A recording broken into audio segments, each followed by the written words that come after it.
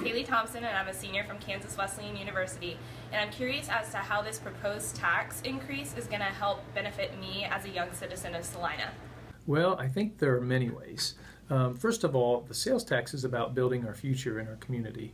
And so even as a young person, you're probably going to drive or ride your bicycle from place to place around town. And our biggest emphasis are streets. You're going to hear streets, streets, streets. The more improvements we can do in streets, the better. We want our streets safe. We want efficient travel on our streets. But the sales tax means even more than that. We're really looking at things that address what people do in our community. And one of the biggest things is the Smoky Hill River renewal and our parks and recreational amenities. We think our parks amenities are really important, and the Smoky Hill River renewal gives us an opportunity to expand on that. It could provide a place for in downtown where we could hang out, just really hang out, listen to music, maybe have a meal, chat with friends, but it also gives us access, exercise, and other access to the river all along 7 miles of the internal channel, linking the river to other forms of transportation, whether it be the OCCK CityGo system, or maybe a place just to strap your bicycle, or just to park a vehicle and then take advantage of the trail and path around the river. So that's a really, really big deal.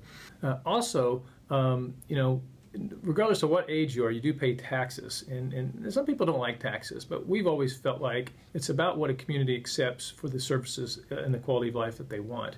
And so when we've talked about the recreational opportunities, but we also want to keep our taxes reasonably low because we know that people want to keep that money in their pocket. So what this does is this tax will help us provide stabilized tax rates for our general fund, which brings in our other taxes.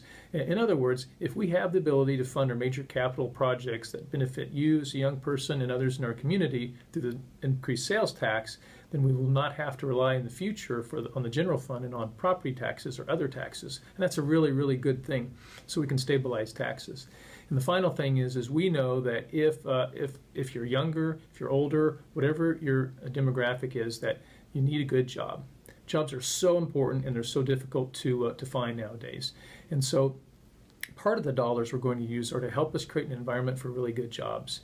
And what we've been thinking is that a lot of young people graduate each year from our colleges and universities around us. But we have this brain drain where they all leave to go to other places because we don't offer all the jobs that we possibly could offer, and neither do our surrounding communities.